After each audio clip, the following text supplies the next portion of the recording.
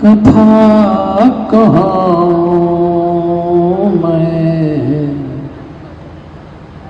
मति अनुसार।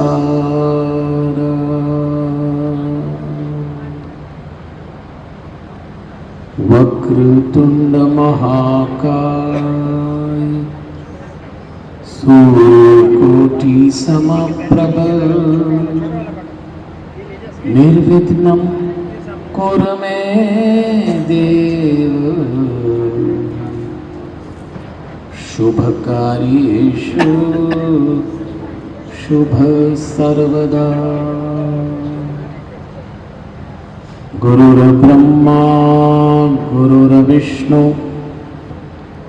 गुरुर्देव महेश्वर गुरुर्साक्षात् परब्रह्म तस्मै श्री गुरुवे नमः।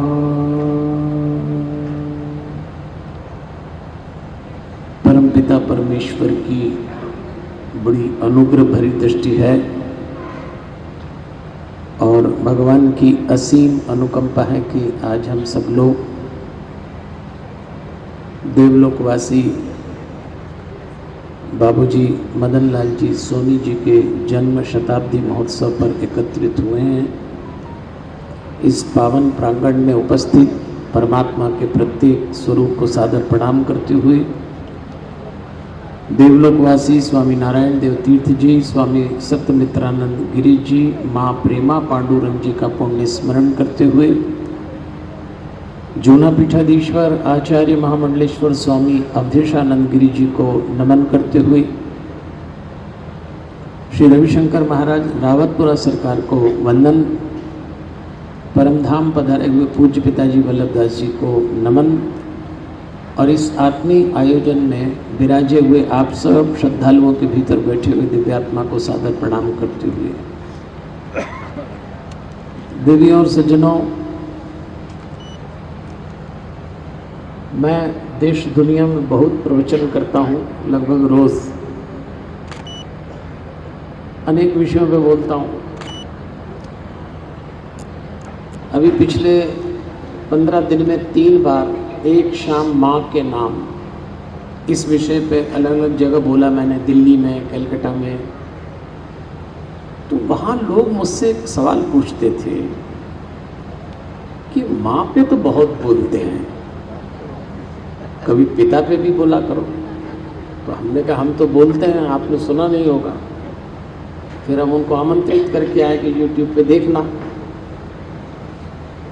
बहुत लोग हैं जो सुनना चाहते हैं कि आखिर पिता की भी भूमिका क्या हो सकती है जीवन में। तो चलिए बिना समय व्यर्थ किए हुए सीधे एक ऐसे विषय पे चलते हैं जिसका चिंतन जब आप करेंगे तो कई पीढ़ियों तक ये चिंतन काम आएगा हमारे। क्या भूमिका होती है पिता की? अगर हम अपने 3 जीवन को पकड़ लें, प्रोफेशनल लाइफ, फैमिली लाइफ और पर्सनल लाइफ, 3 ही जीवन है हम सबके। ज़्यादातर व्यावसायिक जीवन है, एक हमारा सामाजिक जीवन है, एक हमारा निजी जीवन। भैया ये जो पानी का वितरण कर रहे हैं ना, थोड़ी देर के लिए रोक दें। अब अभी कुछ मत करो, अभी सब पानी वाले भी, और पियो भी मत आप।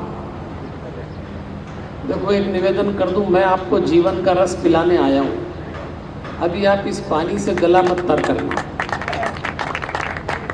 और अभी मैंने पूछ लिया शरद जी से और आदरणीय श्याम जी से कि कितनी देर बोलना है, तो उन्होंने कहा 1 बजे तक। अब बता दिया मैंने, अभी 1 बजे तक शांति से बैठो, जल्दी हो तो स्लिप भेजना, लेकिन जो तय हुआ है ना उससे कम बोलेंगे ना उससे ज़्यादा बोलेंगे। तो 1 बजे तक बोलूँगा, 1 बजे तक जारी रखो। बोतलें खोल के तो रोज़ पी होगी, आज जरा दिल खोल के पी जाए हमारे साथ। तो अभी और कोई काम न करें, अभी मेरे साथ चलिए, आप एक यात्रा पे चलते हैं। भगवान किसी को बीच में न उठाए तो 3 उम्र से सबको गुजरना है, बचपन, युवा अवस्था, बुढ़ापा। अब ये हमारी 3 लाइफ हैं, professional life, family life, personal life, हमारा बचपन, हमारी युवा अवस्था, हमारी वृद्धावस्था। इसमें क्या ज़रूरत है पिता की? क्या करता है एक पिता और क्या कर सकता है एक पिता? माँ जो होती है ना, ममता, संवेदना, निकट, इस सब के कारण माँ बिल्कुल अलग है। माँ का कोई मोल नहीं है। आपको भी सुनाता हूँ, कहानी को ध्यान से सुनिए, आज भी काम आएगी, आगे आपकी जिंदगी में भी काम आएगी। भेड़ चराने वाला एक गडरिया था। वो जंगल में भेड़ चराने जाता और उसका नियम था, उसकी पत्नी उसके लिए भोजन लेके आती, वो वहीं जंगल में भोजन करता। लेकिन एक दिन उसकी पत्नी ने सूचना दी कि आज मैं नहीं आऊंगी, तुम घर आ जाओ। वो जो गडरिया था वो बहरा था, उसको सुनाई नहीं देता था। तो उसने सोचा कि आज मुझे घर जाना है, जंगल में मेरी भेड़ किसके भरोसे छोड़ के जाऊं। तो अचानक उसकी निगाह पड़ी तो पेड़ पे चढ़ के एक लकड़हारा लकड़ी काट रहा। तो बहरे गडरिये ने सोचा इसको कह देता हूं, ये मेरे भेड़ की रक्षा कर लेगा। अनजान आदमी है, लेकिन कोई बात नहीं, 2 घंटे बाद आ जाऊंगा। तो बहरा गडरिया पेड़ के पास गया, लकड़हारा लकड़ी काट रहा, नीचे से उसने आवाज़ लगाई, अरे भैया ज़रा नीचे आओ, थोड़ा सा काम है, मैं घर जा रहा हूँ, मेरी भेड़ जंगल में छोड़ रहा हूँ, आप मेरी भेड़ों की रक्षा कर लेंगे? ऐसा इसने बोला। बोलने वाला तो बहरा था, लेकिन संयोग से वो जो लकड़ी काट रहा था वो भी बहरा था। अब बहरे ने बहरे से बोला, सुनाई तो देना नहीं था। उसने पेड़ पे चढ़ के जो लकड़ी काट रहा था गुस्से में बोला, अरे जान न पहचान, तुम्हें मैं जानता नहीं, क्यों परेशान कर रहे हो, नीचे बुला रहे हो, चलो भागो यहाँ से, अपना काम करो, मुझे अपना काम करने दो। दोनों बहरे, इसको लगा, उसने कहा चलो भागो यहाँ से, तो वो कह रहा है जाओ तुम, मैं संभाल लूंगा। तो ये चला गया। 2 घंटे बाद लौटा तो भेड़ गिनी कि अनजान आदमी के भरोसे भेड़ छोड़ी थी, तो गिन तो लें सलामत है कि नहीं है। तो भेड़ बराबर निकली। बड़ा खुश हुआ कि आज के वक्त में भी ऐसे लोग हैं।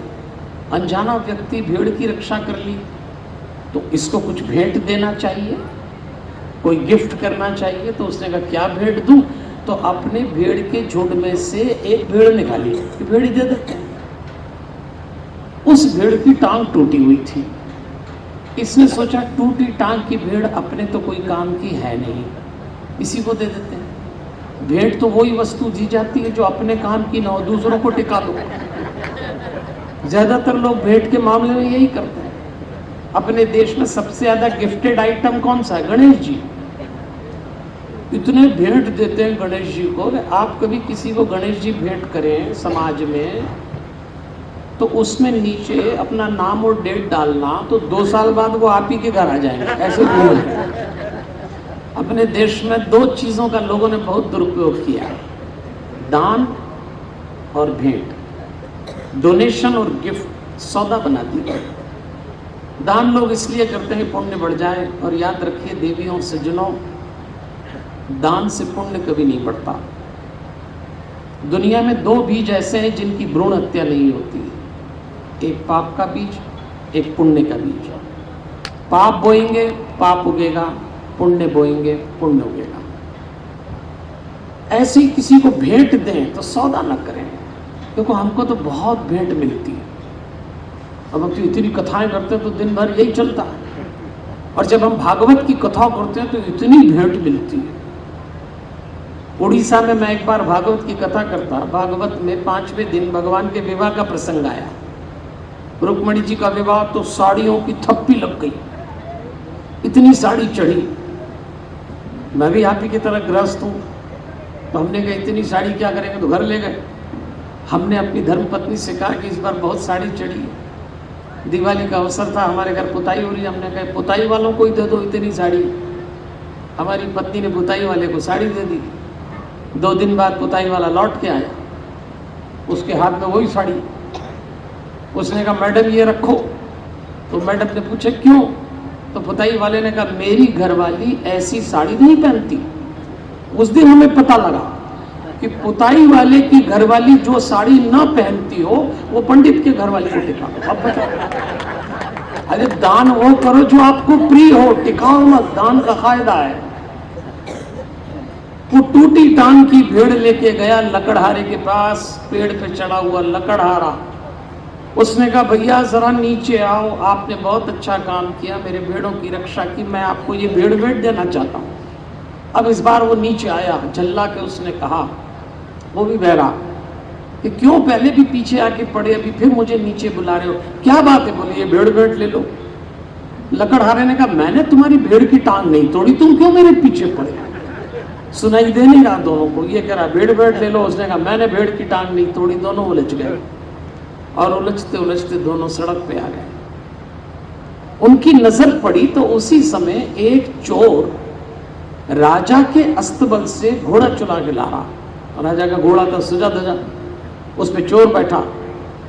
इन दोनों की नजर गई तो इन्होंने कहा जरूर कोई राजसी पुरुष है, तभी घोड़ा सजा धजा, चलो इससे फैसला करा लेते हैं। तो दोनों ने घोड़ा पकड़ लिया, वो था चोर, और दोनों ने घोड़ा पकड़ के कहा आप फैसला करिए, मैं भेड़ भेंट देना चाहता हूँ, ये ले नहीं रहे, मैंने इनकी भेड़ की टांग नहीं तोड़ी, ये जबरदस्ती पीछे पड़े, आप फैसला करो। संयोग से वो चोर भी बहरा था, उसको लगा कि घोड़ा इनका है और मैं पकड़ा गया। तो उसने कहा घोड़ा आपका है तो आप रखो, मुझे जाने दो, मैं जिंदगी में फिर चोरी नहीं करूंगा। भेड़ की समस्या निपटी नहीं, घोड़े की ओर खड़ी हो गई। वो कह रहे हैं भेड़ भेंट लो, वो कहते हैं मैंने भेड़ की टांग नहीं तोड़ी। इसने कहा घोड़ा आपका है तो आप रखो। तीनों उलझ गए।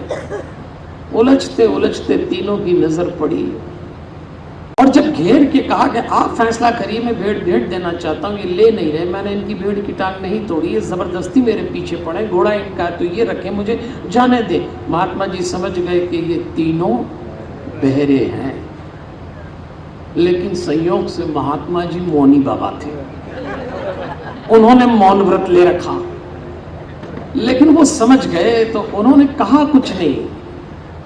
उन्होंने उस गडरिये की आंख में आंख डाली, गडरिया चुपचाप चला गया। उन्होंने आंख में आंख डाली, लकड़हारे के वो पेड़ पे चढ़ गया, लकड़ी काटने लगा।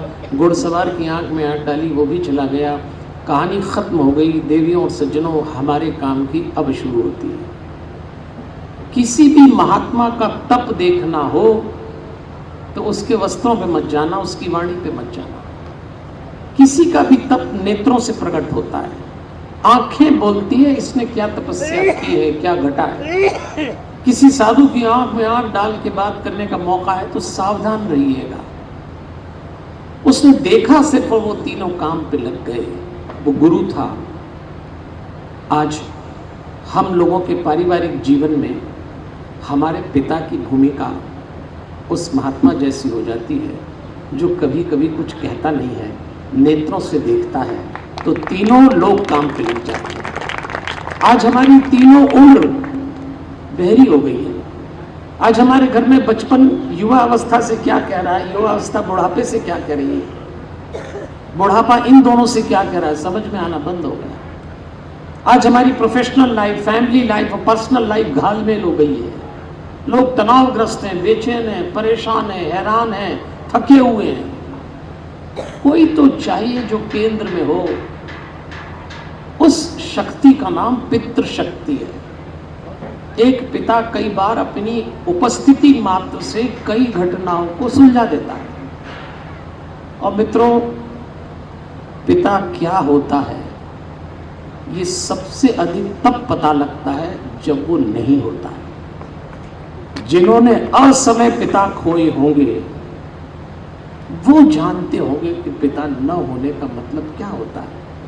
ये साया जब सिर पे होता है तो शायद पुरुष कठोर लगे, वैचारिक मतभेद हो, जनरेशन गैप हो, पर ये शक्ति जब जीवन से जाती है तब एहसास होता है क्या खोया। आज हम लोग अपने तीनों लाइफ में परेशान हैं, तो हमें पितृ शक्ति, वो चाहे मौजूद हो या दिवंगत, उसको महसूस करिए। ये जो आयोजन सोनी परिवार ने किया है, ये मात्र आयोजन नहीं है, एक पितृ शक्ति की अनुपस्थित, अज्ञात, अदृश्य उपस्थिति का पूजन है। वो है, वो महसूस है, वो किसी एक परिवार या व्यक्ति के पिता नहीं, हम सबके जीवन में है वो। तो आज अपन उसी भाव से थोड़ा सा परेशान हम सब हैं। कौन नहीं है आजकल? हमारी तीनों लाइफ उलझ रही है, कोई चाहिए ताकत, तीनों लाइफ उलझी। फिर कोविड के बाद तो एक से एक बीमारी चिपकी है। आजकल तो एक नई फैशनेबल बीमारी चली है। भगवान न करे आप में से किसी को, किसी से पूछो क्या चल रहा है आजकल, पता नहीं, कुछ अच्छा नहीं लग रहा, अब ये नई बीमारी चिपकी। अरे तो भैया क्या अच्छा नहीं लग रहा है? पता नहीं, कुछ अच्छा नहीं लग रहा। अरे तो कुछ तो बताओ। पता नहीं। अच्छा, जिनको अंग्रेजी आती है वो इस बीमारी को एक नाम दे देते, मूड ऑफ है सुबह से। पता नहीं शरीर में मूड कौन सी जगह जो आप हो गई आपकी, पता नहीं, कुछ अच्छा नहीं। अच्छा, कुछ लोग तो पता नहीं कुछ अच्छा नहीं लग रहा है ऐसा कह के डॉक्टर के पास चले जाते। अब वो डॉक्टर भी पूछता है, हाँ बताइए आपकी क्या प्रॉब्लम है? पता नहीं डॉक्टर साहब, कुछ अच्छा नहीं लग रहा। वो बेचारा अपने पन्ने पलटाता किताब के, 5 साल मेडिकल कॉलेज में, बीमारी नहीं सुनी। और अगर 5 बार आप किसी डॉक्टर को विजिट कर लो कि पता नहीं डॉक्टर साहब कुछ अच्छा नहीं लग रहा है, तो 6वीं बार वो डॉक्टर भी बोलता है भैया तुम तो आया ही मत करो, क्योंकि तुम्हारे जाने के बाद मेरे कोई पता नहीं कुछ। वो इलाज करने वाला खुद नहीं पड़ जाता है।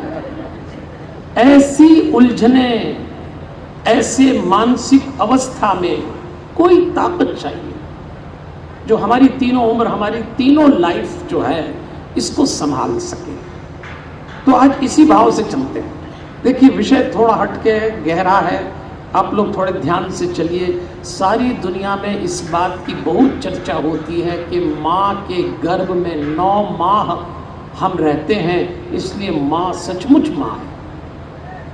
तो क्या 9 माह पिता नहीं रहता? आइए मैं आपको ले चलता हूं। 9 पिताओं के दर्शन कराऊंगा 9 महीने में। 9 महीने में जब एक गर्भ का भ्रूण शिशु बन के जन्म लेता है, तो वो 9 माह केवल मां के साथ नहीं रहता, वो 9 माह पिता के साथ भी रहता है। हर माह एक पिता, हर महीने एक पिता बदल जाता है, मां वही रहती है। अगर आपने भागवत पढ़ी हो तो भागवत में वर्णन आता है ग्रोथ ऑफ द ह्यूमन एम्ब्रो, इस पे एक पूरा चैप्टर है भागवत में। मां बेटे की बातचीत हुई, देवहूति ने अपने ज्ञान के अवतार बेटे कपिल से जो प्रश्न पूछे, उसमें एक प्रश्न ये भी पूछा, तो कपिल ने अपनी माँ को बताया कि माँ 9 महीने में जब गर्भ धारण होता है और जब जन्म होता है, उसके बीच 9 माह में एक भ्रूण की जो स्थिति होती है उसका वर्णन है, और उसमें हर माँ पिता भी होता है, पिता साथ चलता है, लेकिन शायद हम जान नहीं पाते, इसलिए हम माँ पर टिक जाते हैं कि माँ ने हमको रखा। उस समय एक पिता भी चल रहा था। अगर आपको याद हो, मेडिकल साइंस में गायनेकोलॉजिस्ट लोग भी इसको मानते हैं कि कमाल किया व्यास जी ने भागवत में, बड़ा स्पष्ट लिखा है कि पहले महीने में गर्भाधान होता है तो सिर बन जाता है, दूसरे महीने में हाथ पैर बन जाते हैं, तीसरे महीने में नाखून स्त्री पुरुष के लक्षण स्पष्ट हो जाते हैं, चौथे महीने में सप्त धातु बन जाती है, जिसको रस, रक्त, मांस, मेद, अस्थि, मज्जा और शुक्र कहते हैं। ये चौथे महीने में बन जाते हैं। 5वें महीने में उसको भूख प्यास लगने लगती है। 6वें महीने में उसको कीड़े काटते हैं माँ के मलमूत्र के, और उसमें आत्मा का प्रवेश होता है। भागवत में आत्मा का प्रवेश 6वें महीने में बताया। 7वें महीने में उसको इतनी भूख प्यास लगती है, और 8वें महीने में जैसे जैसे वो आगे बढ़ता है भ्रूण, तो 8वें महीने में उस भूख प्यास लगने वाले को 8वें महीने में प्राण वायु का धक्का लगता है, तो वो बड़ा बेचैन हो जाता है वो शिशु, और वो 9वें महीने में जन्म लेता है। ये भागवत के अनुसार। एक हमने जब जन्म लिया तो ये क्रम था, और इस 9 माह के प्रत्येक क्रम में एक पिता मौजूद है। इसलिए जब हम पिता का स्मरण करें तो हम हर माह के अनुसार यदि पिता को याद करें तो सबसे पहले आरंभ होगा परवरिश। हम बात करेंगे दशरथ जी और राम जी की, उसके बाद आएगी परंपरा, उसके बाद परिणय। परंपरा में हम सीता जी जनक जी की बात करेंगे। जब हम सूत्र पकड़ेंगे पिता के ऊपर का तो सूत्र आएगा तीसरा परिणय, उसमें हम विश्रवा और केकसी की बात करेंगे जिनका बेटा रावण हुआ। एक ऋषि पिता का राक्षस पुत्र कैसे हो जाता है, थोड़ा ये भी समझेंगे पितृ तत्व को। जब हम चौथे महीने में प्रवेश करेंगे तो हमारे हाथ में चौथा सूत्र लगता है प्रश्रय, इसमें हम वसुदेव जी और कृष्ण जी की बात करेंगे। जब हम 5वें महीने में प्रवेश करेंगे तो सूत्र हाथ लगेगा पूजित होना, इसमें नंद बाबा कृष्ण की बात करेंगे। जब हम 6ठे महीने में चलेंगे तो पढ़ाई की बात आएगी, और तब हम धृतराष्ट्र और दुर्योधन को समझेंगे।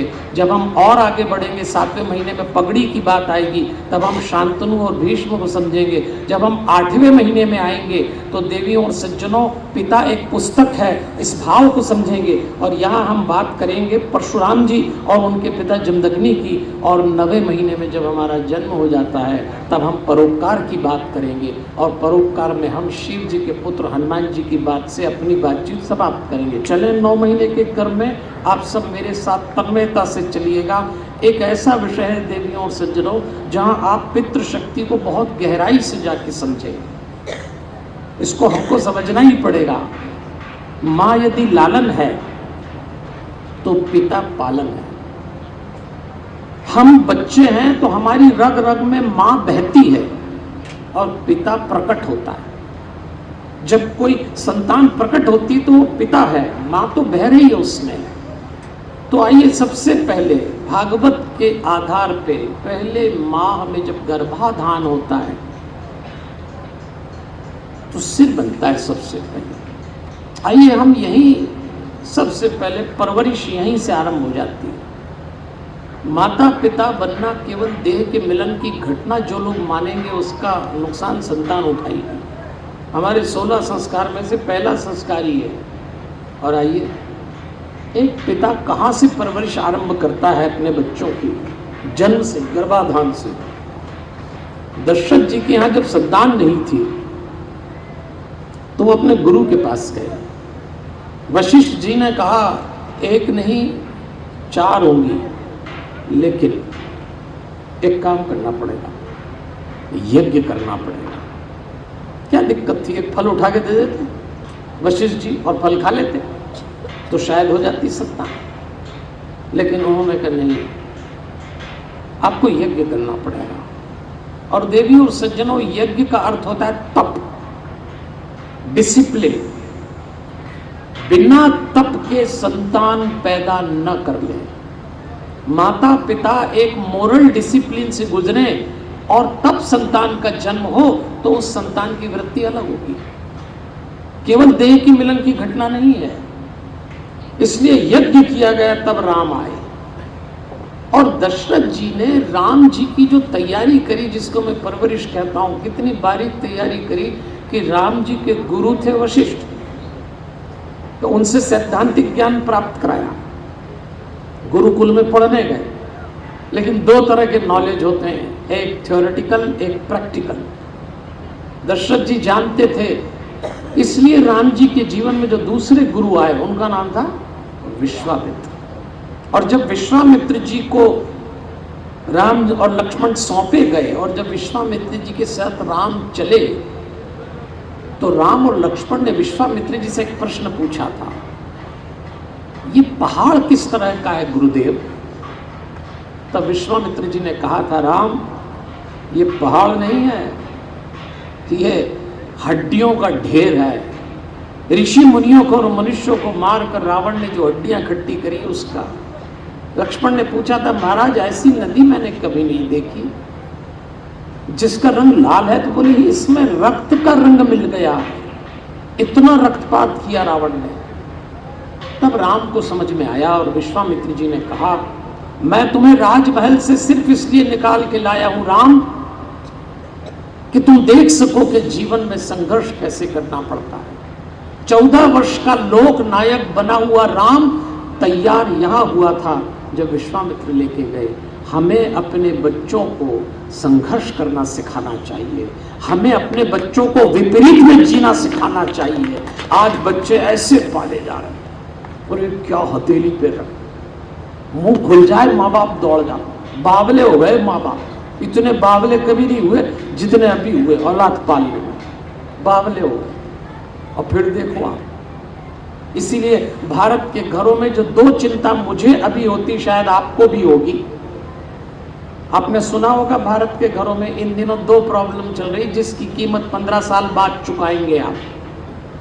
हमारे यहाँ माता पिता नाम की एक संस्था है, ये संस्था अगर हिल गई भारत के परिवार हिल जाएंगे। ये जो आज आप परिवार देख रहे हैं, ये परिवार जो आपके पास हैं, इसके पीछे माता पिता नाम की संस्था काम कर रही है। ये दुनिया में और कहीं नहीं पाई जाती, भारत में पाई जाती। लेकिन आजकल के जो दौर में ये नए टाइप के बच्चे हैं ना, ये तो कोड लैंग्वेज में बात करते हैं, पूरी तो करते ही नहीं है। इनकी तो लैंग्वेज ही मोबाइल लैंग्वेज, हर चीज शॉर्ट में करेंगे, हर चीज। बिना इनका मोबाइल के काम चलता नहीं। हम तो बेंगलोर कथा करने में एक IT का लड़का मिला, बोले पंडित जी आपके हाथ में बड़ा नया मॉडल का मोबाइल है। हमने कहा हम भी यूज़ करते हैं। बोले सोशल मीडिया पे है। हमने कहा हैं। बोले मैं आपको प्रणाम करूं, जवाब देंगे? मैंने कहा देंगे। उसके 6-8 महीने बाद में वापस बेंगलोर गया तो उसने कहा पंडित जी हम तो आपको रोज़ प्रणाम करते हैं, आप तो जवाब नहीं देते। हमने कहा आप प्रणाम ही कहाँ करते हैं? बोले देखो आप। उसका नंबर खोल के देखा तो उसमें लिखा JSK।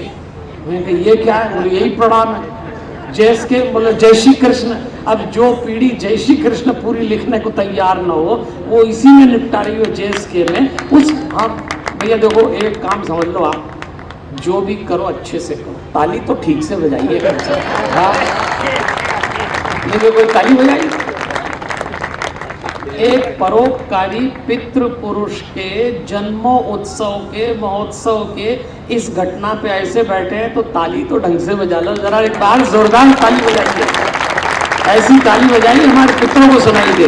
ताली बज रही है। हाँ, अब बताइए आप, हमने तीसरी बार बोला ताली बजा तो आपने अच्छी बजाई, तो 2 बार क्यों नहीं बजाई?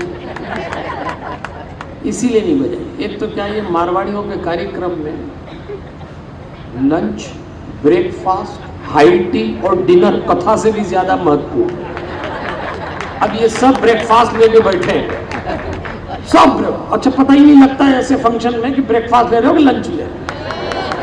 कई तो ब्रेकफास्ट लंच जैसा लेते, फिर लंच में बोलते इच्छा नहीं। हाँ तो इच्छा क्या नहीं, खा के आ गए, खाई की इच्छा है। फिर मांगेंगे पानी, ताली बज। एक बार जोरदार ताली बजाए तो पता लगा कहाँ है। हाँ हाँ, अभी नाश्ते का सुरूर उतरा होगा। तो हमको ताली हमारे लिए नहीं बजवाना। आप ये मत समझना आप ताली बजाएंगे तो मैं बोल पाऊंगा। हमारा काम चलता है बिना ताली के, आप ही के लिए बजवा रहा हूँ, क्योंकि आपको पता लग जाए कि अब 1.5 घंटे पंडित करेगा क्या। और ये कम वक्त नींद और कभी नहीं आती। कथाओं में ऐसी मीठी, हमारी तो सूरत दिन की सोने लगते थे। जब पंडित जी कथा वाचे आई नींद पक्की। अच्छा, रिश्तेदारी का मामला, देर रात तक महफिल जमती है, फिर सुबह से जल्दी उठ गए तो फिर सारा काम यही निपटाएंगे। अच्छा, कुछ तो जानते हैं कि भाई रात को देर तक सो, क्यों बोला कथा में निपटा लेंगे। और हमारी कथा क्यों किल कर रहे हो? इसमें जोरदार ताली बजाइए, जरा जागिए और जगाइए, फिर चलते हैं। हाँ, बस इसीलिए मैंने कहा आप 1.5 घंटे अगर मुझे सुने तो आपको मालूम होना चाहिए कि क्यों बैठे। वो जो कार्यक्रम की झालर है उसमें से एक कार्यक्रम टिक कर दिया, फिर लंच लेंगे, फिर महाराज जी आने वाले हैं, गोविंद गिरी जी महाराज जी, उनको सुन लेंगे, फिर शाम को ये न करिए। जहां जब हो रुकिए, जमकर इन्वॉल्व हो जाइए, टाइम टेबल चेक मत करिए। इसलिए क्या सुन रहे हैं, क्यों सुन रहे हैं, हमको सुनो ठीक से, क्योंकि मेरा रोज का काम है। इतनी कथाएं करता हूं तो मैं अपने श्रोताओं की मानसिकता जानता हूं। 2 तरह के श्रोता होते हैं, एक आए गए, एक लाए गए। इसमें कई लाए गए भी फंसे। हमारी कथा में सासू लोग बहुओं को पकड़ लाती है। यहाँ तो अच्छी दिख रही है बहू, यहाँ तो सब आए गए हैं, पर ले आते बहुओं को पकड़ के। चलो चलो कुछ ज्ञान की बात आएगी, फिर बहू 3 दिन बाद हमसे कहती है कि पंडित जी मेरी सासू आपसे क्या बोली आके। मैंने कहा वो कह रही थी आपको थोड़ी अकल आ जाएगी तो कथा सुन। तो उस बहू ने हमसे कहा कि आ गई क्या मेरे को अकल? मैंने कही तो आप ही तय करो। बोले मुझे सिर्फ इतनी अकल आई है पंडित जी कि ना आपको अकल है ना मेरी सासू को अकल है, कथा सुनने से अकल नहीं आती।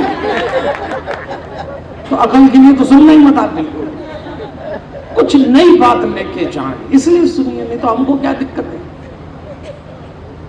श्री राम को जिस संघर्ष से दशरथ जी ने गुजारा वो पितृ सत्ता है। आपके पिता यदि आपको कभी कठिन समय में डालें तो ये मत समझना कि उन्होंने आपको परेशान किया है। मां पुचकार लेगी, पिता दुत्कार लेता है, पर कमाल है दुनिया की इस दुत्कार में भी पुचकार है। वो पुचकार तो अपनी जगह है ही, लेकिन लोग समझ नहीं पाते। ये रिश्ता ऐसा है। आइए, जिस दिन राम को वनवास में ये सूचना दी गई, चित्रकूट में भरत लेने आए, और राम को जब ये पता लगा कि दशरथ जी का देहांत हो गया, जगत का पिता श्री राम उस दिन इतने उदास हुए। और पहली बार राम को ये लगा, मुझे लोग नाथ कहते हैं, दुनिया का नाथ बिना पिता के आज अनाथ हो गया। अनाथ होना क्या होता है ये तो तभी समझ में आता है जब पिता का साया उठता है। कई बार आपको लगता है अनाथ हो गया। राम के भीतर जो सत्य था वो कहां से आया? दशरथ से आया। जिस दशरथ ने सत्य के लिए प्राण त्याग दिए हो, राम ने सीखा था मेरे पिता ने सत्य बचाने के लिए प्राण छोड़े। तो भैया पिता इतनी बड़ी बात अपने बच्चे में ट्रांसफर कर जाता है। तब राम को लगा मेरे जीवन में नैतिकता का जो सबसे बड़ा स्रोत है, जो शक्ति वो मेरे पिता थे, आज वो चले गए। राम उस दिन अकेलापन महसूस करते हैं। ये महत्व है पिता का। जब दूसरे महीने में हाथ और पैर तैयार हो जाते हैं तब भी पिता मौजूद रहता है उस भ्रूण में। कोई ये ना समझे कि पिता केवल गर्भाधान करके अपनी भूमिका हटा लेता है, फिर माँ ही गर्भ को संभालती है। उस घर में पिता, उस गर्भ में पिता साथ साथ चलता है 9 महीने तक। आइए, पिता के लिए दूसरा सूत्र है परंपरा। पिता एक परंपरा देता है अपनी संतान को। जनक जी को खेत में हल के सीत से जो कन्या प्राप्त हुई उसका नाम सीता रखा। मैं कथा आपको नहीं सुनाऊंगा, सब सुन रखी है आपने, हम सूत्र पकड़ेंगे। उस कन्या को क्या दिया होगा पिता ने, आप सोचो। एक पूरी परंपरा डाल दी थी सीता में, एक पूरी परंपरा। और इसीलिए ऐसा कहते हैं, समझदार पिता जब किसी और की पुत्री को अपने आप बहू बनाता है तो समझदार पिता उसको पुत्री बना लेता है। और जो संवेदनशील पिता होता है, जब वो अपनी पुत्री को किसी के यहाँ विदा करता है तो अपना अहंकार गिरा देता है। ये पिता की भूमिका है। ऐसे जनकराज ने सीता रूपी संतान में जो सबसे बड़ी परंपरा पोषित की, प्रेषित की, उसके लिए रामचरितमानस में एक चौपाई बोली गई। जनकराज जी मिलने आए अपनी बेटी से, सूचना मिल गई थी बेटी दामाद वनवास काट रहे हैं, वनवास में थे, अयोध्या के लोग आ चुके थे। जब पता लगा कि जनकराज भी आए हैं, बड़े संकोच में अपनी सासू जी से सीता जी ने आज्ञा ली, माता पिताएं मैं मिल के आ जाती हूँ। और जब मिलने गई, आप सोचिए जनक पे क्या बीती होगी। जिस घर में बेटी दी थी, आप राम विवाह के दृश्य देखना, कैसा विवाह हुआ, क्या दहेज भर भर के दी थी। उस जनक ने अपनी बेटी को जब वनवासी रूप में देखा तो क्या बीती होगी पिता को। एक पल के लिए जब नेत्र सजल हुए पिता के, होंगे भावुक थे, तब सीता ने कहा था। और जो सीता ने कहा तब जनक जी बोले, पुत्री पवित्र किए कुल दो। ये पूरी एक परंपरा है जो पिता अपनी संतान में उतार देता है। पुत्र तो एक कुल पवित्र करता है, पुत्री दोनों करती है, पर वो परंपरा आती कहां से। इसलिए देवियों और सज्जनों, हमारे यहाँ जो संस्था बनी है माता पिता नाम की, इस संस्था का मान करिए। ये परिवार आज संस्था के कारण है। और मुझे जो डर लगता है, मुझे जो खतरा लगता है, देखिए हमारा अभियान है परिवार बचाओ अभियान, इसी के लिए हम कथा करते हैं। तो मुझे लगता है 10-15 साल में अगर ये संस्था डगमगा गई, अब उसका खतरा बता रहा हूं मैं आपको। ये आजकल के नई पीढ़ी के बच्चे हैं ना, जो ये MBA कर लेते हैं और पता नहीं कौन कौन सी तो डिग्रियां ले लेते हैं। इनके बीच आजकल एक शब्द चल रहा है, इस शब्द का नाम है DTM, और दूसरा शब्द चल रहा है DTC। ये तो कोड वर्ड में ही बात करते हैं, आपस में बोलते हैं अभी DTM में चल रहे हैं। कहीं तो दिल्ली में हम अभी गए तो वो पेरेंट्स भी आपस में बात करते हैं, वो तो आपके बच्चे का क्या हो रहा है, अभी तो DTM में चल रहा है। अब आप जानते हैं DTM क्या होता है? DTM मतलब डिले द मैरिज, इसको DTM कहते हैं। बोले आजकल विवाह की आयु बढ़ा दी, 27-28 तक तो हाथ ही नहीं रखने देती औलादें। अभी तो करियर का मामला, अभी तो ये प्रोजेक्ट है, अभी तो वो करना है। अब बताओ 28-29 तक शादी नहीं कर रहे। ये हो गया DTM। लेट मैरिज का इफेक्ट माता पिता नाम की संस्था पे पड़ेगा, और उसका असर 15 साल बाद आप देखेंगे। और आप याद करेंगे, क्योंकि पंडित वीर शंकर मेहता कहा करता था कि शादी समय पे इसलिए हो कि माता पिता नाम की संस्था समय पे प्रवेश कर जाए दाम्पत्य जीवन में। ये डिले हुई, बहुत सारी प्रॉब्लम आई। अच्छा, जैसे तैसे बच्चों को पकड़ लो, शादी कर दो, DTM निपटा दो, तो नई प्रॉब्लम आई, उसको कहते हैं DTC। अभी क्या बोल रहे हैं? DTC मतलब डिले द चाइल्ड। अब ये नया कार्यक्रम चला, बच्चे ही पैदा नहीं कर रहे। अरे कब करोगे? अरे अभी तो बेबी प्लानिंग चल रही। बताओ, बेबी प्लानिंग एक नया शब्द चला। हमारे टाइम हजाल टपकते थे लोग, जब हम कहीं बैठे होंगे भाई, 1.5-2 साल के अंतर से खानदान तैयार हो जाता था। अब इस सबका असर पड़ने वाला 15 साल बाद। मैं ये नहीं कहता आप करो, अपना करियर प्लान करो, बेबी प्लान करो, लेकिन आप समझो भाई, लाइफ वो तो नहीं है जो आप जी रहे हैं। जीवन एक भविष्य है, और खास तौर पे पारिवारिक जीवन, इसमें बहुत बड़ा वंश का भविष्य छुपा है। इसलिए कुछ निर्णय लेना ही चाहिए। उसको परंपरा कहते हैं, जो जनक जी ने अपनी पुत्री सीता में डाली थी। आइए तीसरा देखते हैं। पिता के साथ एक सूत्र और जुड़ा है, परिणय। परिणय मतलब विवाह। पिता का विवाह जिस स्त्री से हुआ है, जो आपकी माँ बनी है, वो समूचे जीवन का संचालन कर देगी। और पिता जो आपके विवाह का निर्णय लेगा, उससे भी आपका जीवन भविष्य तय होगा। परिणय हम लोगों के परिवार के जीवन में बहुत महत्वपूर्ण मोड़ है, विवाह। और ये तो तय है कि फैसले आप करते हो। भाई आजकल तो विवाह के फैसले हम ही करते हैं, या तो बच्चे खुद करते हैं, माँ बाप करते हैं। लेकिन क्या लगता है आपको कि आप ही के करने से हो जाता है? आपके जीवन में जो स्त्री पत्नी बन के आई है, आपके जीवन में जो पुरुष पति बन के आया है, बेशक आपने चुना, पर फैसला ऊपर भगवान ने लिया है। ये भगवान का निर्णय है। मान के चलना, मान के चलना। विवाह नाम पे इतनी ढीली ताली क्यों बजा रहे हो? आपकी कोई समस्या चल रही है? ठीक से तो बजाओ कम से कम। आपके जीवन में जो स्त्री पत्नी बन के आई है, आपके जीवन में जो पुरुष पति बन के आया है, उसका फैसला उसने किया है। इसलिए इसमें यदि कोई प्रॉब्लम आए तो खुद मत निपटना, ऊपर वाले से कहना, प्रभु ये आपका आइटम ठीक नहीं चल रहा। हाँ, अरे माइक्रोवेव ओवन खरीद के लाते हो, रेफ्रिजरेटर खरीद के लाते हो, कोई खराबी हो जाए तो क्या करते हो? उसके कॉल सेंटर पे फोन करते हो कि तुम्हारा फ्रिज नहीं चलता, माइक्रोवेव ओवन नहीं चलता।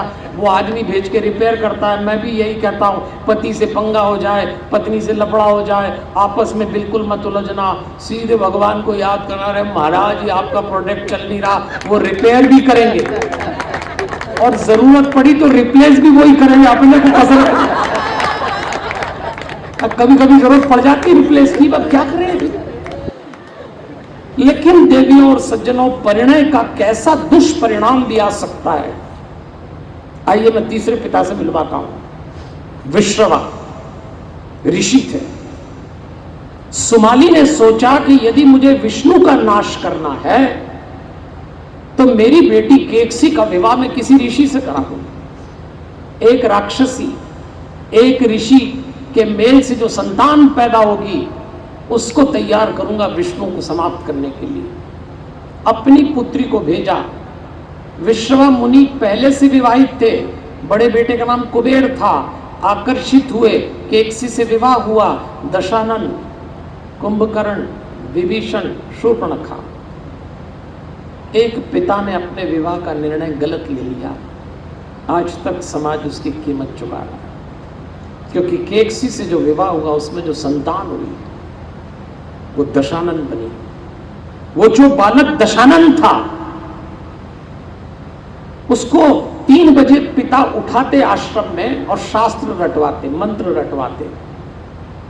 एक दिन तो उस बालक ने अपनी माँ से झल्ला के पूछा कि माँ एक बात बताइए, सुबह सुबह 3 बजे पिताजी उठा लेते हैं और कहते हैं तेरी आंख में नींद क्यों है, तेरी भुजाएं बलिष्ठ क्यों हुई, तेरे शरीर पे शस्त्रों के चिन्ह क्यों है, क्या करता है दशानन तू देर रात तक? ब्राह्मण के पुत्र को समय पे सोना और समय पे उठना चाहिए। उस दशानन ने अपनी माँ केकसी का, माँ पिताजी सुबह उठा देते हैं, रात तक, देर रात तक मामा नाना सोने नहीं देते। पिताजी कहते हैं जीवन में जो मिलेगा शास्त्र से मिलेगा, नाना कहते हैं जो मिलेगा शस्त्र से मिलेगा। पिताजी कहते हैं जो तुम्हारे पास हो सबको बांट दो, नाना कहते हैं जो दूसरों के पास है लूट लो। पिताजी कहते हैं प्रेम से जियो, नाना कहते हैं हिंसा को आवरण बनाओ। माँ आप बताइए मुझे बनाना क्या चाहते हैं? तब केकसी ने कहा था तेरा जन्म विशेष उद्देश्य के लिए हुआ है, तुझे इतनी हिंसा फैलाना है दशानन कि युगों युगों तक तुझे याद रखे। और वो रावण बन गए। अब ध्यान देना, जिन घरों में बच्चे माता और पिता के अलग अलग परवरिश के ढंग से बड़े होंगे उन घरों के बच्चे रावण बन जाएंगे। बच्चों के पालने में माता पिता एक हो जाए, आपके लाख मतभेद हो पर बच्चों के सामने नहीं आना चाहिए। आपके लाख तौर तरीके अलग हों पर बच्चों के सामने एक दिखना चाहिए। ये माता पिता नाम की संस्था यदि बच्चों ने बटी देख ली बस कीमत बच्चे चुकाएंगे। ये तो मैंने आपको तीसरे माता पिता इसीलिए बताया। इसलिए पिता को तो अपने आचरण पे बहुत ध्यान देना चाहिए। अब आजकल पिता भी तो कम नहीं पढ़ते हैं। हमारे पहचान का एक जोड़ा है मांगीलाल चंचला नाम, उनका बेटा हरिराम। हरिराम के स्कूल से कंप्लेंट आई कि आपका बेटा हरिराम थोड़ा उपद्रवी है, तो गई माँ। मांगीलाल का तो टाइम नहीं था तो वही चली गई चंचला। टीचर ने चंचला से कहा कि आपके बेटे की एक बड़ी प्रॉब्लम है। तो चंचला ने पूछा क्या करता है हमारा बेटा हरिराम? बोले बाकी तो ठीक ठाक है, इसकी एक ही प्रॉब्लम है, साइकोलॉजिकल प्रॉब्लम। क्या प्रॉब्लम है? बोले ये बस हमेशा लड़कियों के आसपास मंडराता, उन्हीं के झुंड में जाता है, मुझे तो लगता है इसी खोपड़ी में वही घूमती है, साइकोलॉजिकल प्रॉब्लम। चंचला को बड़ी चिंता हुई कि अभी से ये लक्षण है तो पता नहीं क्या करेगा। फिर चंचला ने पूछा तो टीचर ने कहा चिंता की बात नहीं, मैंने एक फार्मूला निकाल लिया और वो फार्मूला मैं इस पे अप्लाई करूंगी तो ये लड़कियों का चक्कर छोड़ देगा। चंचला ने कहा चलो ठीक है। पर चंचला फिर चिंतित हो गई। तो टीचर ने पूछा क्या बात है, आप फिर क्या सोच रहे हैं? बोले बस मैं यही सोच रही हूँ, आपसे एक रिक्वेस्ट है, जो फार्मूला आप मेरे बेटे पे लगा रहे हैं यदि वो सफल हो जाए तो मुझे दे देना। तो आप क्या करोगी? बोले इसके बाप पे लगाऊंगा। अब बुरा मत मानना पर इस कहानी के पीछे जाना तो पिता का भ्रष्ट आचरण भी संतान के लिए दुर्दायी हो जाएगा। यदि आप पिता हैं तो अपने चरित्र, अपने दायित्व को लेकर अतिरिक्त रूप से सावधान रहिए। पुरुष के पास पतन की संभावना स्त्री से अधिक होती है। स्त्री का जीवन पहले ही इतना मर्यादित हो जाता है, संभावना क्षीण हो जाती है, लेकिन पुरुष उन्मुक्त है, उसको स्वतंत्रता के अवसर अधिक हैं। इसलिए यदि पिता के रूप में हो तो आपकी संतान को सदैव इस बात का गर्व रहे कि मैंने अपने पिता से जो कुछ भी लिया चरित्र भी उनसे लिया है, क्योंकि ऐसा चरित्र कहीं मिल नहीं सकता। इसलिए हमें अपने दायित्व को समझना पड़ेगा। हम अगर संतानों से उम्मीद करें कि वो अच्छी संतान हो तो संतान भी हमसे उम्मीद करती है कि आप अच्छे माता पिता हो, उसका भी राइट है। इसलिए आपको इस पर ध्यान देना पड़ेगा। आइए अब थोड़ा आगे चलते हैं। चौथा क्रम जब भ्रूण में आता है देवियों और सज्जनों तो 7 धातु तैयार हो जाती है भ्रूण में। वो बच्चा 7 धातु ले चुका होता है। उस 7 धातु में रस होता है, रक्त होता है, उसमें मांस होता है, मेद मतलब फेट, उसमें अस्थि होती है, हड्डियां बनने लगती हैं, उसमें फिर जाके मांस बनने लगता है और उसके बाद वो सबसे बाद में शुक्र बनता है जो रिप्रोडक्टिव एलिमेंट होता है। अब भैया तैयार हो गया चौथे में। आइए जरा चौथे में चलते हैं। चौथे में एक शब्द है पिता के लिए, सूत्र है प्रश्रय। प्रश्रय का अंग्रेजी में अर्थ होता है पैट्रोनेज। सामान्य भाषा में संतान को पिता की मौजूदगी में सुरक्षा की अनुभूति हो, संतान के लक्ष्य को पूर्ति करने वाला हो पिता का आचरण। तो इसमें बात करते हैं, हम एक पिता से मिलवाते हैं आपको, वसुदेव जी और कृष्ण जी। दुनिया का मालिक भगवान कृष्ण अपनी लीला का आरंभ करते हैं तो एक बंदी गृह में जन्म लेते हैं। अभी अभी मां ने लिपटाया भर था, देव की मां ने, और वसुदेव जी ने आके वो बालक उनकी छाती से छीन लिया। देवकी जी ने पूछा, मैंने एक एक करके अपने 7 बच्चे दे दिए, मैं इसको नहीं दूंगी। उन्होंने कहा हम कंस से वचनबद्ध हैं। पिता ने कहा, बोले होंगे, अब मैं कोई वचन नहीं मांगूंगी।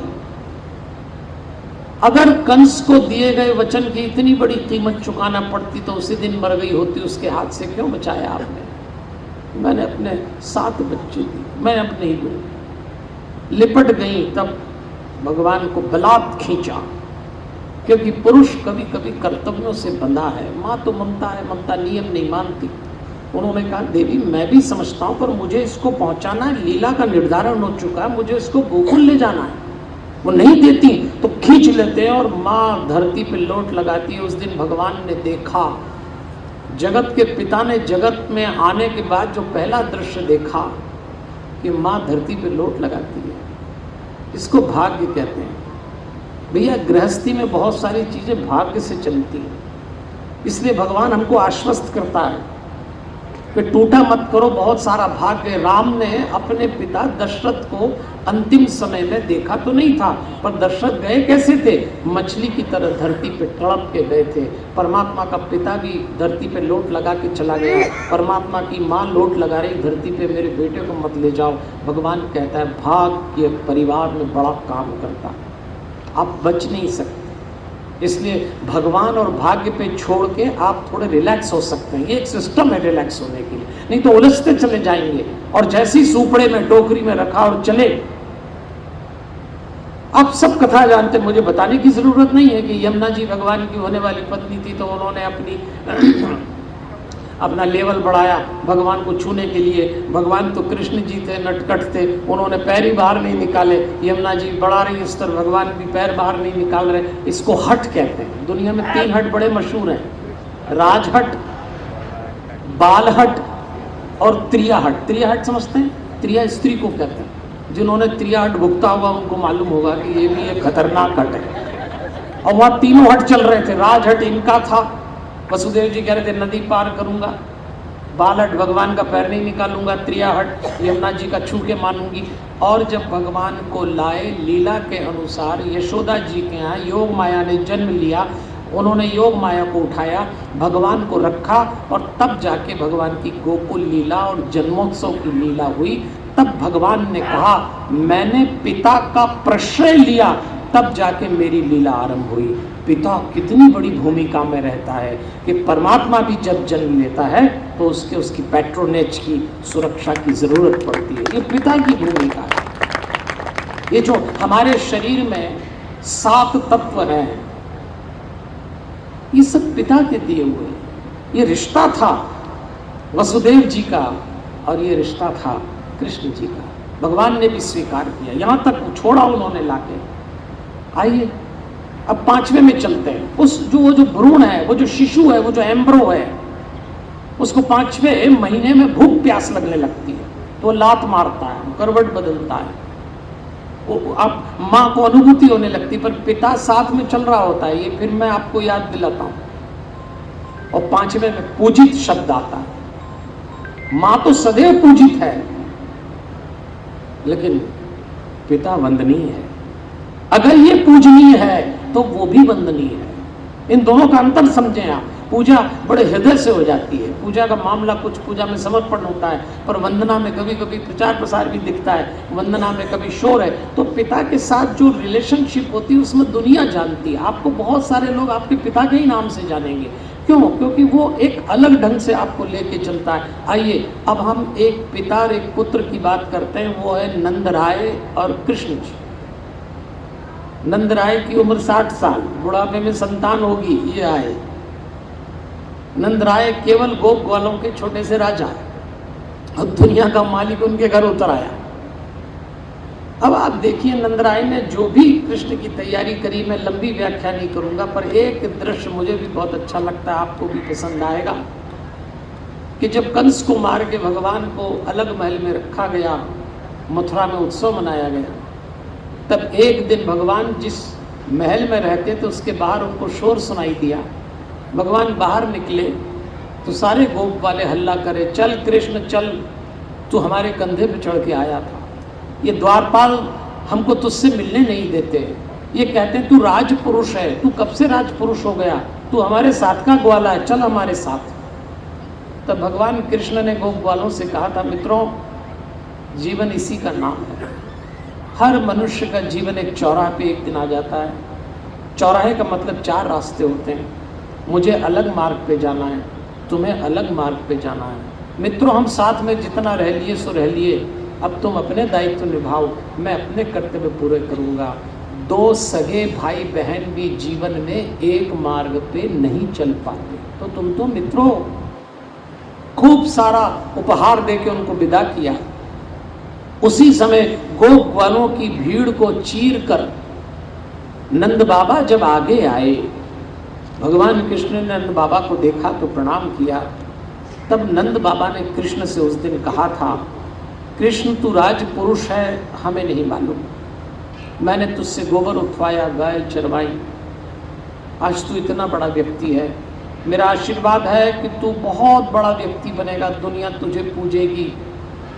लेकिन कृष्ण जब तू बहुत बड़ा व्यक्ति बन जाए तो 3 बातों को मत भूलना, एक अपने व्रज को मत भूलना, एक अपनी माँ यशोदा को मत भूलना, और एक इस बूढ़े नंद को मत भूल जाना। तब कृष्ण जी ने कहा था, आपका हाथ मेरे सिर पे रखिए महाराज, जो कुछ भी हूँ और जो कुछ भी होऊंगा आप ही का आशीर्वाद है। तब नंदराय मुड़े, और जब नंदराय जाने लगे तो ग्रंथकार ने लिखा है, अश्रुपूर उनकी आंखों में, उनके नेत्रों में आंसू आ गए। ग्रंथकार भागवत के रुक गए। मां की आंख में आंसू कई बार देखे जाते हैं जीवन में, लेकिन जब संतान के लिए कोई पिता रोता है उस दिन प्रकृति भी कांप जाती है। उस दिन ग्रंथकार की कलम कांप गई कि आज पिता की आंख में आंसू आ गए।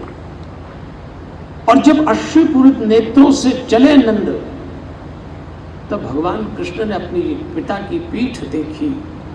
तब कृष्ण ने अपने आप से कहा था, आज मैं अनाथ हो गया, मैंने इनकी उंगलियां पकड़कर चलना सीखा है, मैंने इनके कंधों पे चढ़ के दुनिया देखी है, आज ये भी मेरे जीवन से चलेगा। और मैं कहता हूँ पिता का सबसे बड़ा महत्व उसकी अनुपस्थिति में पता लगता है, उपस्थिति में तो कई बार व्यवधान दिखने लगता है। आज भगवान कृष्ण भी अपने पिता को ऐसा देख के, इसको कहते हैं पूजित होना। तो पिता पूजनीय है, माँ सदैव वंदनीय है। और जब भ्रूण आगे बढ़ता है, 5वें क्रम से 6ठे क्रम में आता है, देवियों और सज्जनों उस समय उसको माँ के मलमूत्र के कीड़े काटते हैं, वो बेचैन होता है। और उसी समय भागवत के अनुसार गर्भ में 6वें माह में आत्मा का प्रवेश हो जाता है। अब उसमें आत्मा आ गई। और ध्यान रखना, अगर आप माता पिता हैं तो आपकी संतान से जो आत्मा का रिलेशन है उसको समझ लेना। आज हमारे पास कई माता पिता आते हैं, पंडित जी बच्चे कहना नहीं मानते, बच्चे जिद्दी हो गए, बच्चे चीज़ें फेंकते हैं। हाँ तो होगा, अब आजकल के बच्चे होंगे तो कैसे समझाएं। वो हमसे पूछते हैं, हम तो आर्ट ऑफ पेरेंटिंग पे पूरा 2 घंटे का भाषण ही देते हैं, तो हम बोलते हैं अंग्रेजी में 2 शब्द दे रहा हूँ, शायद आप लेके जाना यहाँ से, ये इस पितृ पुरुष को जो हम स्मरण कर रहे हैं आपके लिए रिटर्न गिफ्ट होगा। आजकल बच्चे थ्योरी ऑफ वॉइस से पाले जाते हैं। माता पिता इतना बोलते हैं, इतनी काउंसलिंग कराते हैं, इतना समझाते हैं, बच्चा माँ बाप से नहीं समझे तो दादा दादी से नहीं, दादा दादी तो और काम लगा देते हैं उसके, समझाएंगे क्या, और उसको बोलते हैं कर उनके लाड़ में ही निपट जाते हैं कई, फिर माता पिता दादा दादी में पंगा चालू हो जाता है। फिर ये घर घर की कहानी है। वो बच्चा जानता है दोनों को इंस्ट्रूमेंट, बच्चे आजकल बहुत स्मार्ट है, वो दादा दादी को भी डमरू बजा देते हैं और माँ बाप की भी पायल हिला देते हैं। वो तो सब जानते हैं कि किससे कब निपटाना, फिर कैसे करेंगे। थ्योरी ऑफ वॉइस से तो बच्चे नहीं पाले जा सकते, गया जमाना। हमारे समय हमारे पिता ने अगर 2 शब्द हमको कहे तो वो हमारे यहाँ उतर जाते थे, क्योंकि हमारी खोपड़ी खाली थी, तो उसमें जो भर गया वो भर गया। आज के बच्चों की खोपड़ी भरी हुई नहीं, ओवरफ्लो हो रही है। अब उसमें आप और क्या डालोगे, ऑलरेडी इतना डला, ऑलरेडी सब कुछ है। तो आप ये गलती मत करना। अभी आत्मा की बात हो रही है, 6वें महीने में जब भ्रूण में आत्मा आई तो आप समझो, जन्म के बाद यदि आप किसी बच्चे पे कंट्रोल करना चाहें, कोई पेरेंट्स, अगर बच्चा ऐसा हो कि मेहनत मांग रहा हो, तो अपनी आत्मा पे जाना सीखना। उसको कहते हैं थ्योरी ऑफ वेव्स।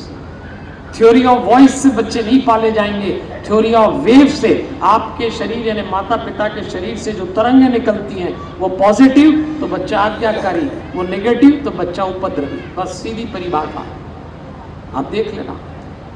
आप लोग तो खैर अलग ही दिख रहे हैं, आपकी तो संतानें भी भयंकर आज्ञाकारी दिख रही है मुझको। आपके तो पति पत्नी के, आप तो ताली बजाओ, आपके लिए क्या जोड़े बैठे हैं, वाह वाह। आपकी बात नहीं कर रहा, आजकल बहुत टेंशन चल रहा, बच्चे हाथ ही नहीं रखने देते। आपको एक घटना सुनाता हूं। 1985 में स्वर्ग में घटना घटी थी, आपको नहीं मालूम, मैं बताता हूं। 1985 में स्वर्ग में भगवान बच्चे बना रहा था, और उसी समय भगवान को कुछ काम आ गया, तो भगवान इमरजेंसी में चले गए। तो वो जो फर्मा होता है ना, फ्रेम जिसमें बच्चे बना रहे थे, वो भगवान वहीं छोड़ गए और चले गए। तो वो जितने बच्चे थे बिना भगवान के खुद ही बन गए, सेल्फ मेड, भगवान का कोई कंट्रीब्यूशन ही नहीं है। तो 85 से लेके आज तक जितनी औलादें धरती पे आ रही हैं, ये सब खुद ही बनी बनाई आ रही है। इसीलिए सब टच मी नॉट है, जिसको छू लो वो आंख का गोला है। देख लो आप कौन से बैच के। अगर आप 85 के बाद वाले हैं तो समझ लो, आप ताली बजा लो, क्या दिक्कत नहीं आपकी। अच्छा, 85 के बाद वालों के साथ एक और प्रॉब्लम हुई।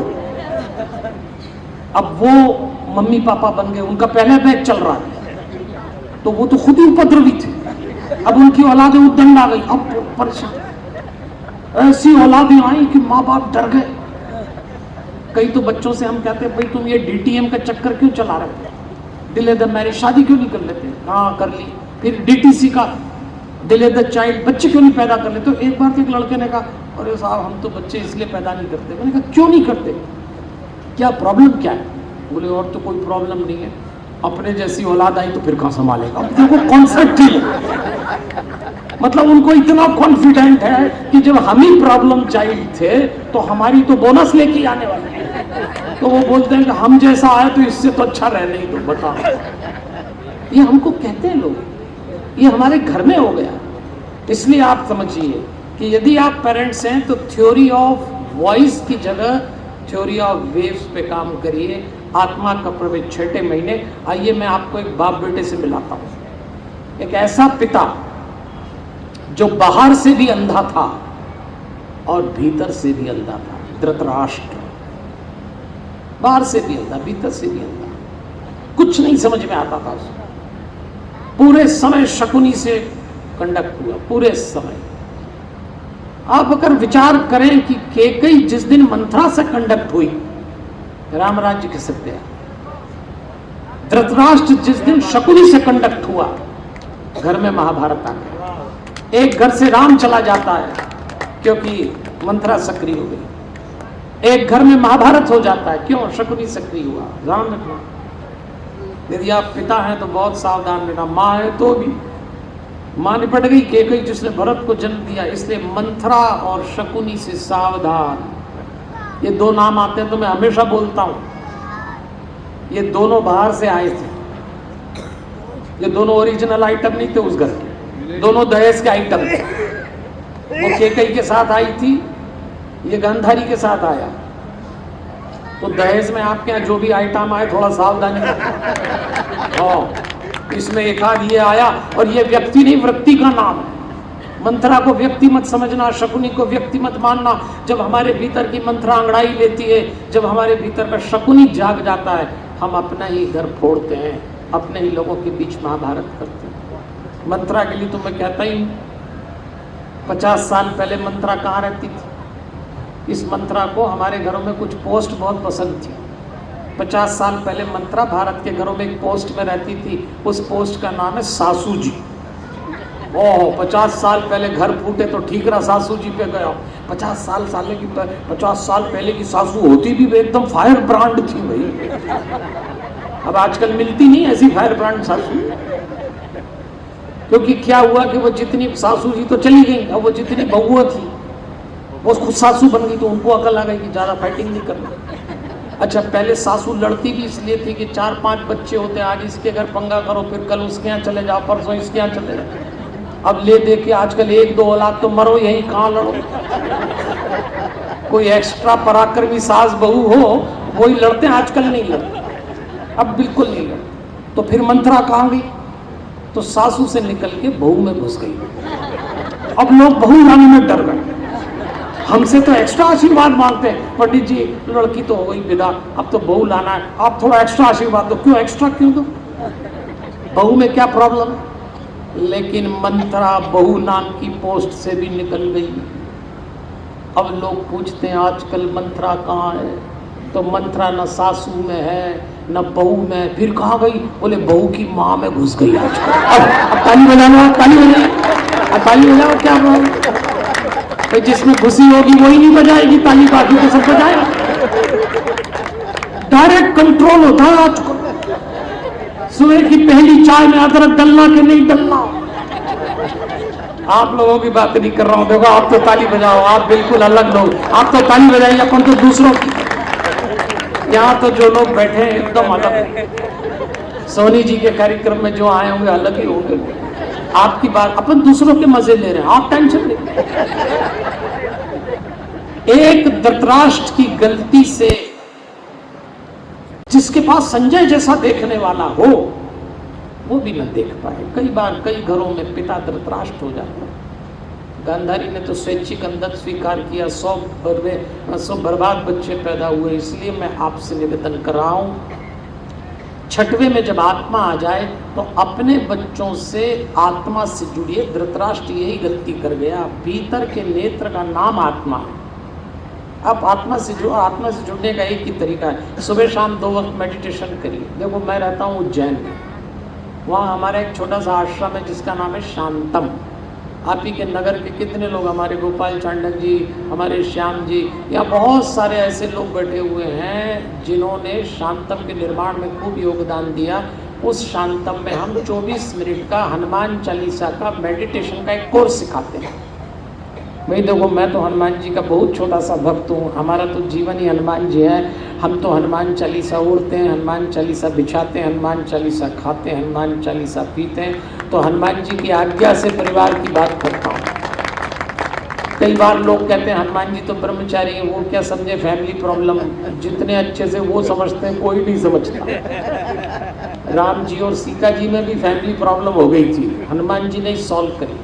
इसलिए मेरा आपसे आग्रह है, अपने गृहस्थी के केंद्र में हनुमान जी, हनुमान चालीसा से मेडिटेशन 2 वक्त करिए। सुबह उठने के 10 मिनट बाद और रात को सोने के 10 मिनट पहले करिए, तो आप अपनी संतानों से, तरंगों से, आत्मा से जुड़ जाएंगे। फिर आप मेडिटेशन करने के बाद बच्चों से बात करिए, कैसा ही उपद्रवी बच्चा हो आपके कंट्रोल में आएगा।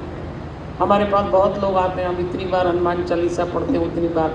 मैं कहता हूँ कि अगर आप बच्चों को लेके बहुत संवेदनशील हैं तो धृतराष्ट्र मत बनिए। जिनके घर में 21 साल से कम उम्र का बेटा या बेटी हो और जब रात को वो सोता है या सोती है, तो कितने माता पिता हैं जो ये जानते हैं कि ठीक नींद आने के पहले उसका अंतिम विचार क्या होता है? नहीं जानते हैं। आपका बेटा या बेटी जब रात को सोता है तो last thought just before sleep क्या था? नहीं मालूम। मालूम होना चाहिए। इसलिए आप अपने बच्चों पे दबाव बनाएं कि भाई सोने के पहले हनुमान चालीसा पढ़ें। हनुमान चालीसा साधारण पंक्ति नहीं, मंत्र है। मंत्र सांस से जुड़ा, आपकी बॉडी में हार्मोनल चेंजेस पॉजिटिव है। मैं साइंस सम्मत बात कर रहा हूँ, अंधकार और अंधविश्वास और टोना टोटका भी नहीं बोल रहा हूँ।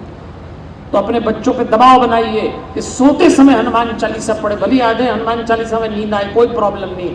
यदि आपका बच्चा लगातार 6 महीने सोते समय हनुमान चालीसा पढ़े, इतना पॉजिटिव हो जाएगा। होगा, बच्चे जिद्दी होंगे तो नहीं पढ़ेंगे, बच्चे छोटे होंगे तो नहीं पढ़ेंगे, बच्चे बड़े होंगे दूर चले जाएंगे। तो हम तो लोगों से कहते हैं, यदि आपका बच्चा छोटा है, जिद्दी है, कहना नहीं मानता, हनुमान चालीसा नहीं पढ़ता, तो जब वो सो जाए तो आप उसके माँ खास तौर पे उसके सिर पे हाथ फेरे, पिता हाथ फेर दे तो भी काम चल जाएगा। आप उसके सिर पे हाथ तो फेरिए। पिता की बात, मेरे को पिताजी लोगों से भी कभी कभी प्रॉब्लम हो जाती है। अब हमने एक बार एक पिताजी से कहा कि देखो भैया, तुम अपने बच्चे के सिर पे हाथ फेरोगे सोते समय तो असर पड़ेगा। अब माँ तो जब फेरे, जब रात को उसके हाथ से मोबाइल छूटे तो वो बच्चे के माथे पे हाथ फेरोगे। तो आपने कहा चलो मम्मी का टेंशन छोड़ो। हमने पिताजी से कहा तू भी फेर देना। 6 महीने बाद वो पिता हमको मिला। मैंने कहा आपने 6 महीने हाथ फेरा? बोले आपके कहने पे फेरा, कोई फर्क नहीं पड़ा, आप तो कह रहे थे कहने में आ जाए। हाँ, मैंने कहा कहने में। बोले वो तो कहने में बिल्कुल नहीं है। मैंने कहा फिर किसके सिर पे हाथ फेरा? पता लगा घरवाली की सिर पे हाथ फेर रहा है हनुमान चालीसा बोल के। तो ऐसे कोई कंट्रोल में? अरे भाई, जो काम करना है समझ के तो करो कम से कम। धृतराष्ट्र मत बनना।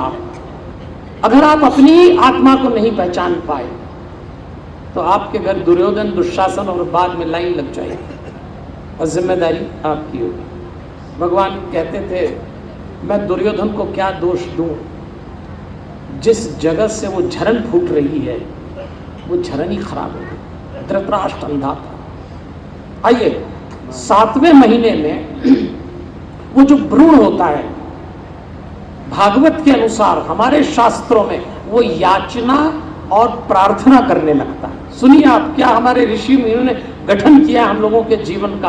वो याचना और प्रार्थना करता है परमात्मा से, क्योंकि आत्मा आ चुकी है कि मैं माँ के मलमूत्र के गड्ढे में पड़ा हूं, मुझे बाहर निकालो, मुझे बहुत तकलीफ हो रही है। इसलिए भगवान विष्णु को जब शाप दिया था शुक्राचार्य जी की माँ ने, तो यही दिया था कि तुझे सबसे अधिक प्रसव पीड़ा भुगतना पड़ेगी अपनी माँ के घर में। परमात्मा भी स्वीकार करता है, क्योंकि बड़ी पीड़ा है, तो वो 7वें महीने में याचना करता है, प्रार्थना करता है, मुझे बाहर जाना है, मुझे बाहर जाना है, यहाँ बहुत घुटन सी लगती है, बेचैनी सी लगती है।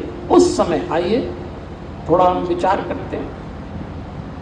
पढ़ाई बच्चों की धृतराष्ट्र से चूक हुई, बच्चों ने कीमत चुकाई। अब हम जिस माता पिता से मिलते हैं उस माता पिता पर ध्यान दीजिए देवियों और सज्जनों। जब 7वें महीने में वो याचना और प्रार्थना करने लगा, तब हम एक ऐसे पिता से मिलते हैं जिनका नाम शांतनु था, और एक ऐसे पिता से मिलते हैं जिनका नाम हरिओम, ऐसे पुत्र से मिलते हैं जिनका नाम भीष्म था। अब आप देखिए, ऐसे बाप बेटे भी नहीं हुए दुनिया में। कमाल है, कमाल थे दोनों।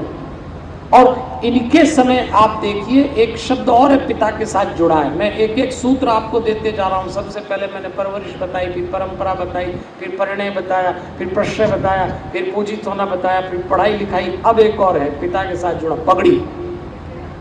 जब हम लोग अपने यहाँ उत्तरकंद के समय कहते हैं ना पगड़ी रस्म, पगड़ी रस्म क्या होती है? दायित्व को संतान पे सौंप देना, ये पगड़ी है और कुछ नहीं। शांतनु की पत्नी गंगा जब चली गई तो राजा शांतनु को एक कन्या दिखी जो सत्यवती थी। ये सब कथा आप जानते हैं, मैं संक्षेप में सुना रहा हूं। मत्स्य कन्या थी वो, ये मोहित हो गए, इससे विवाह करूंगा। सत्यवती के पिता धीवर ने कहा कि मेरी बेटी यदि आपसे विवाह कर लेगी तो अभी भी दासी, तो वहां भी जाके दासी बन जाएगी। कोई आश्वासन होना चाहिए, कोई सुरक्षा होना चाहिए। तो उन्होंने कहा मैं इसको रानी बनाऊंगा। बोले वो तो ठीक है, आप बोल रहे हैं, आपके भी बच्चे हैं, और आप अगर दूसरा विवाह कर लेंगे तो दूसरी रानी से जो बच्चे होंगे वो राजा कहलाएंगे, तो दासी है। मना कर दिया तो शांतनु उदास हो गए। उदास होकर सोचने लगे क्या करूं। ये बात पता लगी देवव्रत को, जो उनका बेटा था बड़ा गंगा से। देवव्रत ने पूछताछ की कि पिता इतने उदास क्यों रहते हैं। मंत्री ने बताया इन्हें एक कन्या पसंद आई, तो क्यों नहीं विवाह करती कन्या। उसके पिता की शर्त है कि वो रानी बनेगी, उसके बच्चे राजा बनेंगे।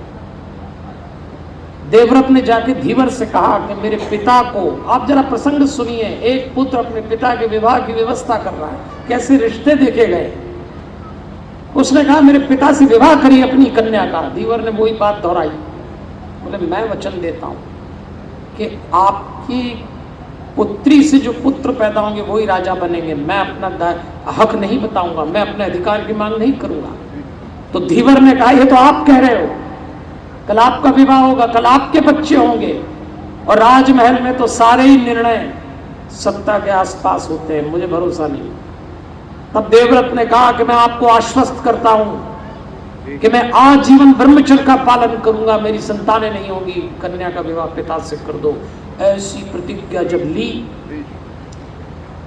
पिता को पता लगा तो शांतनु ने कहा ये क्या किया देवव्रत, तेरी आयु इस समय स्वप्न देखने की है, तेरे शरीर में जो युवा रक्त है उसके पास आकर्षण है, तुझे जीवन साथी चाहिए, तू जीवन से मुक्त हो रहा है।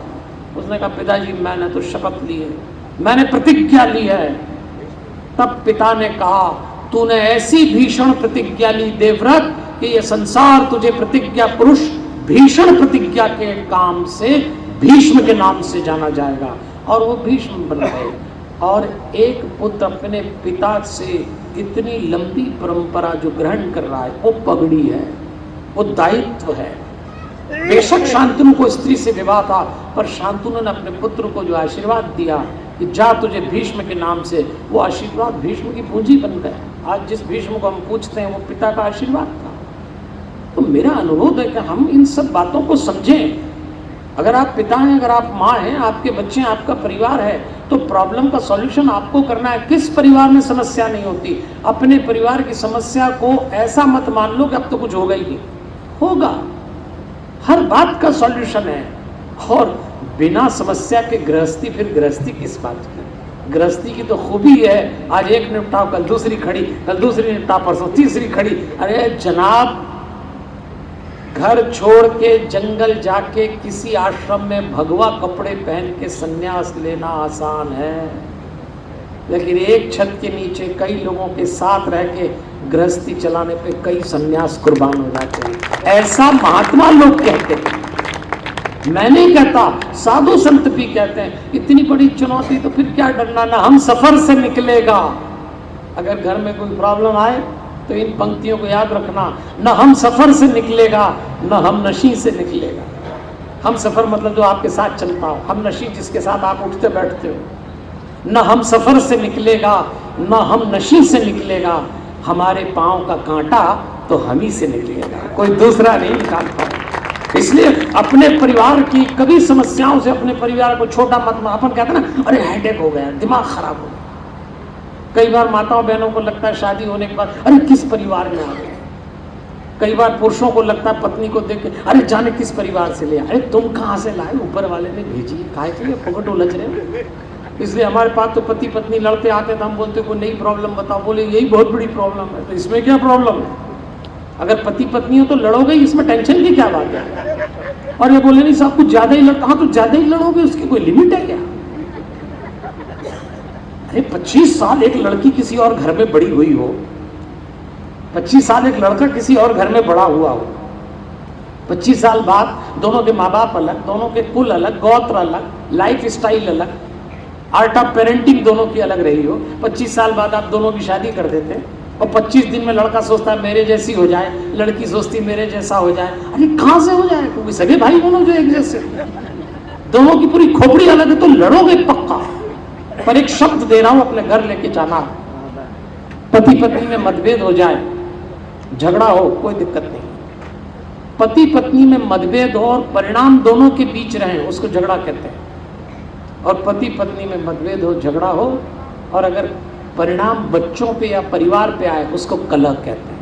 तो यदि आप पति पत्नी हो तो कलह मत करना, झगड़ा मेरी तरफ से जरूर करना। और यदि कोई बिना झगड़े वाला जोड़ा मिल जाए तो समझ लेना तबीयत खराब है एक हाथ की।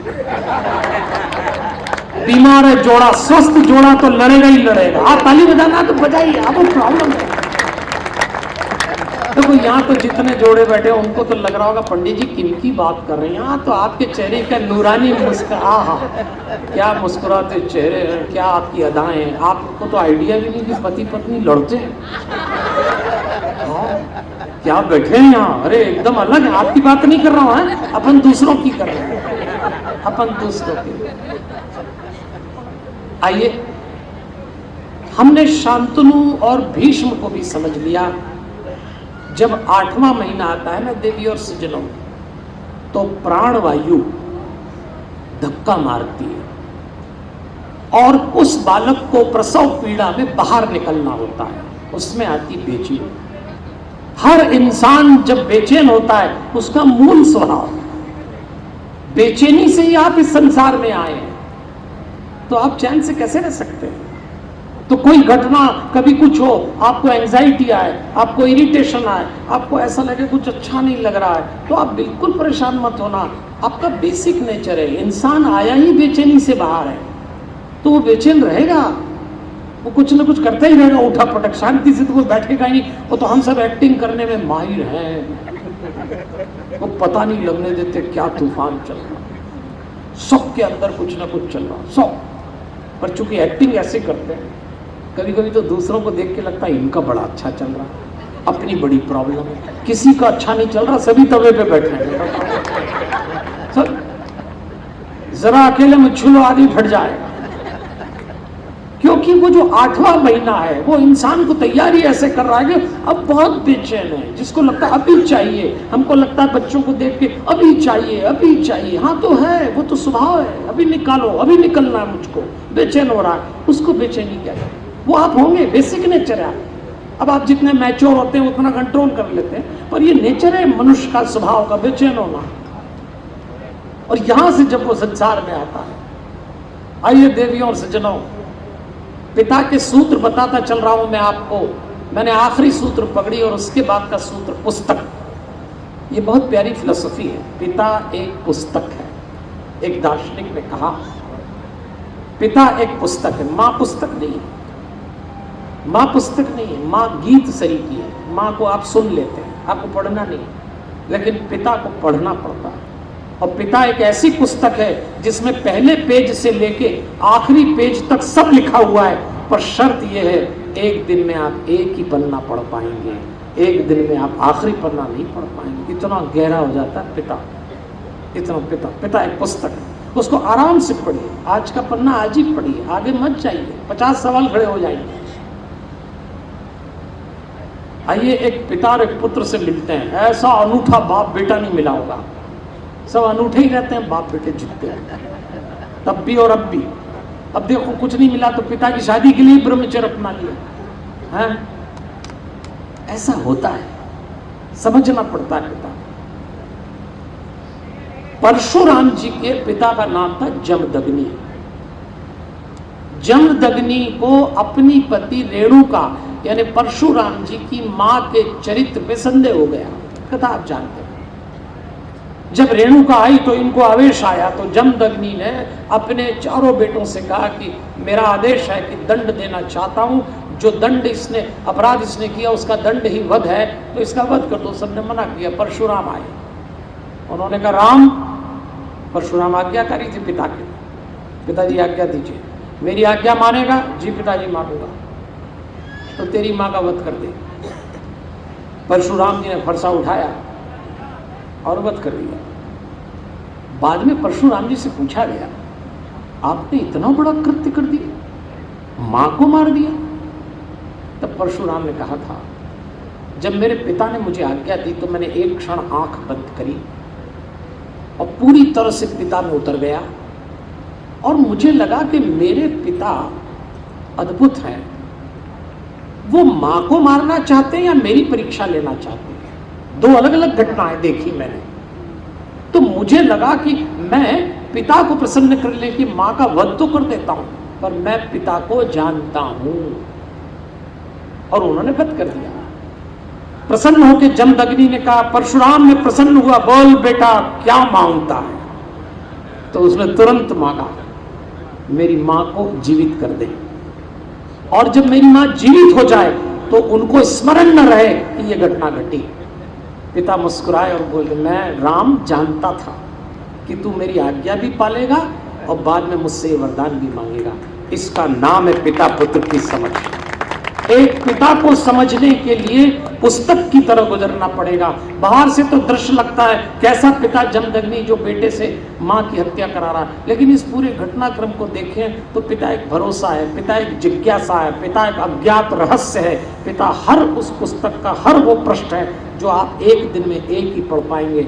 न आगे छलांग लगाना न पीछे जाना, पन्ने पलटाते चलिए। और आइए, आज जब हम जिस परोपकारी पुरुष को याद कर रहे हैं, देवलोकवासी बाबूजी मदन लाल सोनी जी, इनके साथ परोपकार शब्द है। मैं पिता की आपको 9 माह की 9 बातें 9 सूत्र देता जा रहा हूं, उसमें अंतिम सूत्र है परोपकार। पिता अपने पुत्र में परोपकार के जो लक्षण छोड़ता है, ये कार्यक्रम उसी की देन है। ये जो आप देख रहे हैं कि मदन लाल जी से श्याम जी, श्री गोपाल जी और शरद जी तक जो क्रम चल के आ रहा है, ये क्रम क्या है? यही तो ट्रांसफर है। ऐसा ट्रांसफर हो चुका है। आइए मैं आपको एक पिता से मिलवाता हूँ, क्योंकि देखो भाई समझना पड़ेगा। क्योंकि पहले बाबूजी हुए, बाबूजी से पिताजी हुए, पिताजी से पापा जी हुए, पापा जी से डैडी हुए, और आजकल तो 2 शब्द भी नहीं हुए, डैडी बोलते हैं, डैड। पापा जी भी नहीं बोलते, हेलो पी, तो उसी में पापा जी पी में चले गए। सब बदल गया। एक बार एक घर में बच्चों ने कुत्ता पाल रखा था। कुत्ते का नाम था टेडी। वो बहुत प्रेम करते, दिन भर उस टेडी से लिपटते, टेडी के साथ ही खाते, टेडी के साथ ही सोते। कुत्ते भी ऐसे हैं आजकल, जिनमें कुत्ता ही नहीं है, आदमी बन गए। अरे कुत्ते हो तो कुत्ते रहो भाई, कुत्तों को आदमी बना दिया, फिर गाय भी कुत्ता ही नहीं। खूब लाड़ करते टेडी। एक दिन क्या हुआ, बच्चे स्कूल गए, वो टेडी ट्रक के नीचे मर गए। अब माँ को लगा बच्चे आएंगे, टेडी, मैं कैसे बताऊं कि तुम वो कुत्ता टेडी मर गया। माँ सोचती रही, हनुमान चालीसा वाली पढ़ी, हनुमान जी से कुछ टेक्निक लगाओ हनुमान जी। अब बताओ तुम्हारे कुत्ते में हनुमान जी टेक्निक लगा, पर हनुमान जी तो सब में लगा दी। अब वो आई तो उसको प्रेरणा मिली कि सत्य बोलो, जो होगा देखेंगे। तो बच्चे आए, टेडी कहाँ है, टेडी कहाँ है? माँ ने कहा सीधे सीधे बता दो। बोले टेडी मर गए। बच्चा अपना खाना वाना खा के चले गए। माँ ने सोचा धन्यवाद हनुमान जी, सत्य बोला, कोई टेंशन ही नहीं, रोए भी नहीं, चले गए। होमवर्क करने चले गए। बोले देखो सत्य बोलना चाहिए, हनुमान जी की कृपा होगी, कोई लफड़ा नहीं हुआ, कोई उपद्रव नहीं हुआ। शाम को बच्चे फिर आए, दिया बत्ती के टाइम सब बच्चे इकट्ठे हुए, और बच्चों ने आके माँ से पूछा टेडी कहाँ है, टेडी कहाँ है? अरे माँ ने कहा अरे टेडी कहाँ आप पूछ रहे हो? जब तुम खाना खाने आए 3 घंटे पहले मैंने बताया तो था कि टेडी मर गया। टेडी मर गया। बच्चों ने सुना तो माथा कूटने लगे, लोट लगाने लगे, टेडी मर गया, टेडी मर गया, हमारा टेडी चला गया। माँ ने कहा अरे जब 3 घंटे पहले मैंने तुमको बताया था तब तो रोई नहीं, अब 3 घंटे बाद रो रहे हो। तब बच्चों ने कहा जब आपने 3 घंटे पहले बताया टेडी मर गया तो हमने टेडी जगह डैडी सुन लिया था, तो फिर कौन रोएगा? डैडी मर गया तो क्या रोना, टेडी मर गया तो माथा कूटना। अब आप इस पूरे पिक्चर को समझना, भावनात्मक बात कर रहा हूं।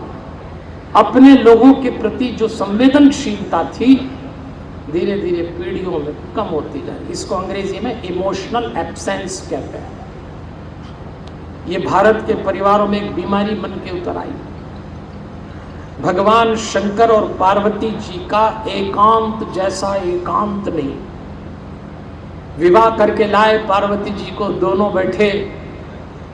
पार्वती जी ने कहा मैं आपसे एकांत में एक प्रश्न पूछना चाहती हूँ। मैंने पूर्व जन्म में सती के रूप में श्री राम पे संदेह किया, अब पार्वती के रूप में मैं जानना चाहती हूँ राम कौन है। देखना, तुरंत भगवान शंकर जी ने आंख बंद की, और जैसी आंख बंद की और शंकर जी को याद आया, और तुलसीदास जी ने रामचरितमानस में शंकर जी ने जब आंख बंद की राम कथा सुनाने के पहले, तो एक चौपाई उनके मस्तक में जो आई, वो मस्तक में की चौपाई को तुलसीदास जी ने लिखा, जो जगत की सबसे मशहूर चौपाई बन गई। मंगल भवन अमंगल हारी, द्रवहु सु दशरथ अजित बिहारी। जरा अब इस चौपाई का अर्थ समझना। मंगल भवन अमंगलहारी। एक पिता शिव जी क्या सोच रहे हैं?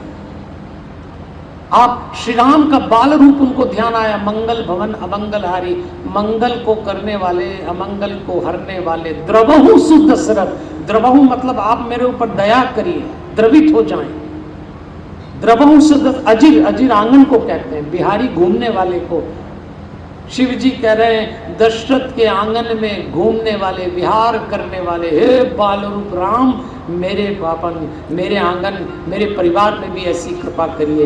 इसलिए इस चौपाई को हमें अपने घरों में रोज बोलना चाहिए, रोज लिखना चाहिए। भगवान से कहिए, हे हमारे बच्चों की तरह आप उतरें और आप हमारे बच्चों में उतरें, तो हमारा घर भी मंगल भवन अमंगलहारी, द्रवहु सुदशरथ, अजिर बिहारी जैसा हो जाएगा। ये कामना की है। और शिव जी ने आंख बंद की और राम कथा बोलना शुरू हुई। जरा विचार करना, जिस राम कथा को हम और आप सुनते हैं वो एक पति पत्नी का वार्तालाप है। क्या बात है, पति पत्नी एकांत में राम कथा पर बात कर रहे हैं। पति पत्नी एकांत में बैठ जाएं तो काम कथा फूटती है तो दुनिया जानती है, पर पति पत्नी एकांत में बैठे हों और काम कथा नहीं, राम कथा फूट जाए, ये शिव और पार्वती के दाम्पत्य में है। उनकी संतानें कैसी हुई देखो आप। जिस जोड़े ने एकांत बचाया उसकी संतानें भी दिव्य होती है। इसलिए मैं तो कहता हूं, अगर आप पति पत्नी हैं तो अपना एकांत बचाना। हमारा एकांत दूषित है, तनावग्रस्त। हमारा सार्वजनिक जीवन बहुत बढ़िया है। भारत में कई बार तो पति पत्नी सबके सामने तो ऐसे लगते हैं क्या आइडियल कपल है, जैसे एक दूसरे के लिए बनाया, आदर्श जोड़ा सबके साथ। और जैसी अकेले में मिलते हैं कि निकलती तलवार। कई तो अकेले में इतने पहलवान हो जाते हैं आप कल्पना नहीं कर सकते। आपको जानकारी है, मैं करता हूं वैल्यू एडिशन। पूरी दुनिया में सिर्फ भारत के पति पत्नी ऐसे हैं जिनको लड़ने के लिए और कोई टाइम नहीं मिलता। ये रात को ही लड़ते, रात को। कई तो सारी रात लड़ते। और लड़ने की स्टाइल सुनना आप उनकी, वो तो और निराली है। अंताक्षरी फ्रेम में लड़ते। अंताक्षरी फ्रेम तो जानते ना, एक संवाद हमारा, फिर उससे लगा तुम्हारा, फिर हमारा, तुम्हारा। अंताक्षरी खेलते। 10 बजे रात को पति शुरू करता है, तू ऐसी। 11:30 बजे वो भी जवाब देती, तो तुम भी ऐसे। उसी में 12 बज जाते। 1 बजे पलट के फिर पति बोलता है, तू शुरू से ही ऐसी। 2 बजे वो भी जवाब देती, तो तुम भी शुरू से ऐसे। उसी में 3 बज जाते। 3:30 बजे बाद पति फिर जवाब देता है, तेरा खानदान ऐसा। अब 3:30 बजे घरवाली का खानदान लाता है। 4:30 बजे वो भी पलट के बोलती है, तो तुम्हारा भी खानदान ऐसा। मैं ही संभाल रही, नहीं तो कब की चली गई होती। लड़ते लड़ते सुबह के 6 बज जाते।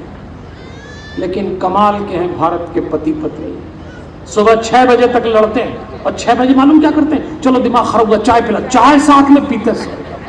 आप लोगों की बात, आप तो ताली बजाओ, आपकी बात, आप इतने टेंशन में क्यों आ जाते हैं?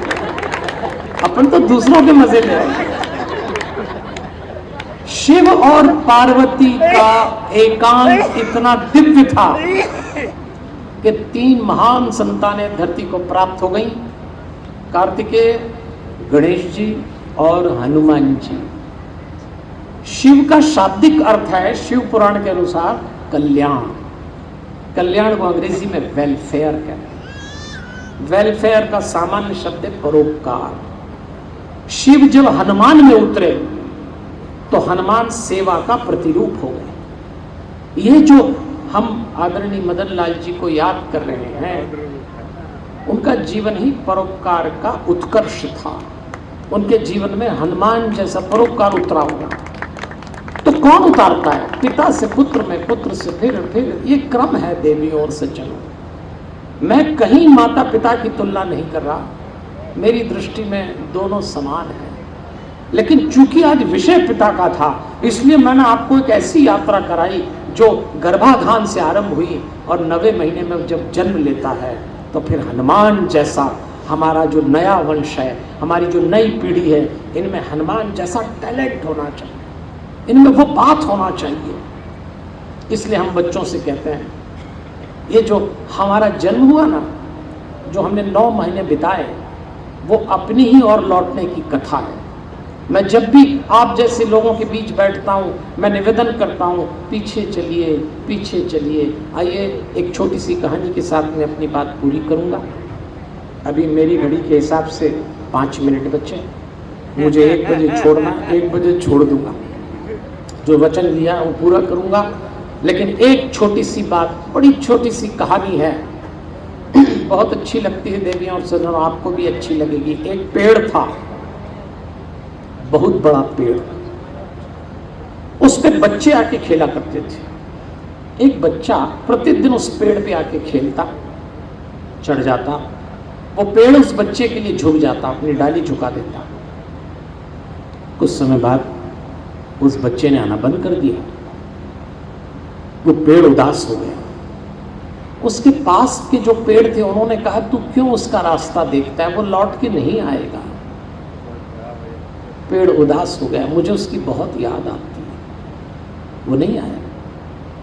टैगोर की एक कविता की एक कहानी है, पुराने समय की। एक दिन वो बच्चा जब बड़ा हुआ तो आया, पेड़ ने कहा, तुम पहले तो आते थे, आते नहीं हो। बोले, मैं बड़ा हो गया, क्या करूँगा, मैं अब रोजी रोटी की तलाश में हूँ। तो पेड़ ने कहा, इतनी सी बात है, लो मेरे फूल ले लो, मेरे पत्ते ले लो, मेरी डालियां ले लो, बेच दो, तुम्हारी रोजी रोटी की व्यवस्था हो जाएगी। लेकिन आया तो करो, तुम आते हो, चढ़ते हो, खेलते हो, मुझे अच्छा लगता है। उसने डालियां काटी, फूल पत्ते ले गया, फिर लौट के नहीं आया। पेड़ फिर उदास हो गया। दूसरों ने फिर समझाया, वो अब नहीं आएगा। पेड़ ने कहा, मुझे बहुत याद आती है, उसके बिना रहा नहीं जाता है। वो फिर आया। पेड़ ने कहा, तुम आते नहीं हो। उसने कहा, क्या करूंगा आके, अब मुझे एक मकान बनाना है, मेरे पास व्यवस्था नहीं है। तो प्रतीकात्मक कहानी है। पेड़ ने कहा, इतनी सी बात है, लो मेरे तना काट लो, मेरी लकड़ियां ले लो, अब मकान बना लो। उसने ऐसा ही किया, मकान बना लिया। फिर वो लौट के नहीं आया, पेड़ उदास हो गया। फिर सबने समझाया, वो लौट के नहीं आएगा। पेड़ ने कहा, उसकी बहुत याद आती है। और वो आया। पेड़ ने कहा, तुम आते नहीं हो। तो उसने कहा, क्या करूंगा आके, मेरी बेटी बड़ी हो गई, उसके रिश्ता ढूंढने जाना है, गांव से बाहर निकलो, नदी आ जाती है, मेरे पास नाव होती तो अब तक चला जाता। उसने कहा, ये जो थोड़ा बहुत तना बचा है, इसको काट लो, नाव बना लो, तेरा काम हो जाएगा। वो चला गया। ठूठ सा पेड़ वहीं खड़ा रह गया। वो फिर लौट के नहीं आया। सब उसको पूछने लगे, सब उससे समझाने लगे, वो नहीं आएगा, वो नहीं आएगा। और वो नहीं आया। वो ठूठ सा पेड़ वहीं खड़ा रह गया। वो आज भी खड़ा है। देवियों और सज्जनों, ये कौन सा पेड़ है? एक दिन हमारे माता पिता हमारे लिए पूरी तरह अपनी डालियां झुका देते हैं, अपना अस्तित्व मोड़ देते हैं, अपनी इच्छाएं ठिकाने लगा देते हैं, अपना सब कुछ, अपनी युवा अवस्था की कई रातें और दिन हमारा जीवन बनाने के लिए जगा देते हैं। उस पेड़ की तरह झुक जाते हैं। हम उस पेड़ पे चढ़ते हैं, हम उस पेड़ की डालियां काट लेते हैं, हम उसका तना तक ले जाते हैं, ठूठ की तरह वो रह जाते हैं। बच्चे बहुत दूर चले जाते हैं, आज भी वो प्रतीक्षा करते हैं, वो कब आएंगे, वो कब आएंगे। और लोग लौट के नहीं आते, वो अकेले रह जाते हैं। इसलिए प्रार्थना करता हूँ, लौटिए अपनी जड़ों की तरफ, वापस जाइए।